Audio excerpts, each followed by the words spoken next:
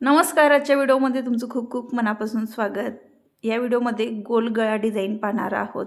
जसा तुम्ही normal blouse cutting करताय तुमच्या मापानुसार त्याच पद्धतीनं कटिंग करून घ्यायचं आहे. आता मी इथं घेतलेली मापं सांगते. उंचीमध्ये 1 इंच मिळवला, छाती आहे 36 इंच, त्याचा चौथा भाग घेतला, 9 + 2 इंच मार्जिन, शोल्डर 5.5 इंच घेतलं आणि मुंड्या 6 इंच घेतला. कोपऱ्यापासून मुंड्याला 1.25 इंचावरती आकार दिला. वरती गळा रुंदी शोल्डरपाशी 2.25 इंच घेतली आणि पाठीमध्ये 2.25 इंच घेतली आणि उंची जी आहे ती 10 इंच घेऊन क्रॉस असा बॉक्स तयार करून घेतला आणि राऊंड शेप त्याच्यामध्ये आकार दिला आणि कटिंग करून घेतलं. आता तुमची जशी मापं आहेत नॉर्मल आपण ब्लाऊज शिवतो त्याच पद्धतीनं आपली मापं टाकून कटिंग करून घ्यायचं आहे. आता इथं कपडा सुलट ठेवलेला आहे, त्याच्यावरती अस्तर ठेवलं, अर्धा इंच मार्जिन पकडून कमरेकडच्या साईडला शिलाई करून घेतली. अस्तर ओपन केले पहा आणि अस्तरवरती मी दाबटीप घेते. आता इथं ब्लाऊज पिसाच्या एका साईडला काठ आहेत. आता ब्लाऊज पिसाच्या एका साईडला काठ असले तर आपण ते बाहीला वापरतो, पण ते बाहीला वापरून झाल्यानंतर एकदम छोटासा काठ उरलेला आहे.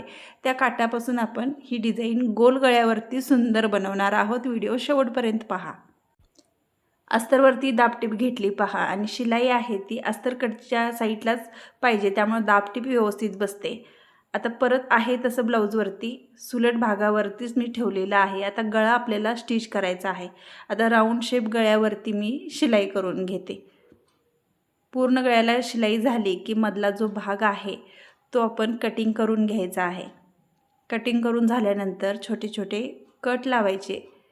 कट असे लावायचे की शिलाईच्या बाहेर कट आपला गेला नाही पाहिजे, नाहीतर आपला ब्लाऊज तिथं कट झाल्यासारखा दिसतो. छोटे छोटे कट लावून घेतले की ब्लाऊज व्यवस्थित पलटतो, कुठेही चुन्नट वगैरे येत नाही. आता कट लावून झाल्यानंतर दोन्ही साईडला हे भाग ओपन असतात पहा, तिथून ब्लाऊज हा सुलट करून घ्यायचा आहे. दाखवल्याप्रमाणे ब्लाऊज सुलट करून घ्या.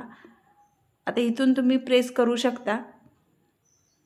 तर मी ह्या गोल गळ्यावरती व्यवस्थित दाबटीप किनाऱ्यावरती घेते, त्यामुळे ब्लाऊजला फिनिशिंग खूप छान येते. ही डिझाईन आहे ती अतिशय सुंदर आणि सोबर दिसते, कुठल्याही कार्यक्रमात उठून दिसते.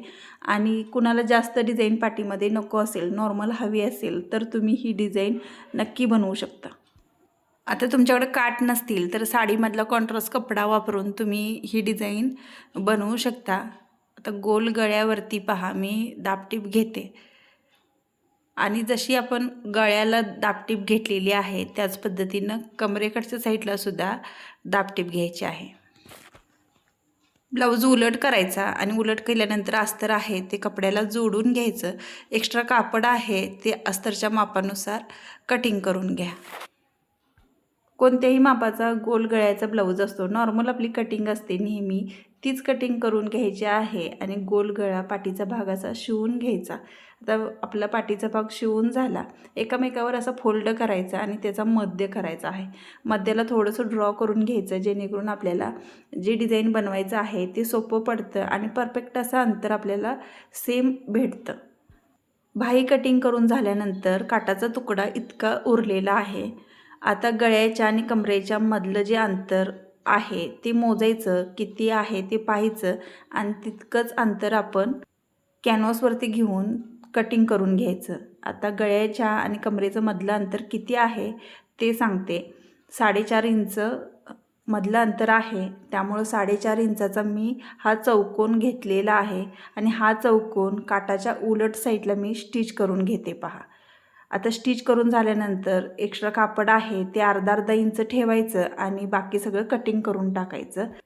अर्धा इंचचा जो कपडा आहे तो कॅनव्हासला अशा पद्धतीनं फोल्ड करून शिलाई करून घ्यायची आहे. असं केल्यानंतर काय होतं की कुठेही धागेदोरे काठाचे निघत नाहीत आणि फिनिशिंग खूप छान दिसते.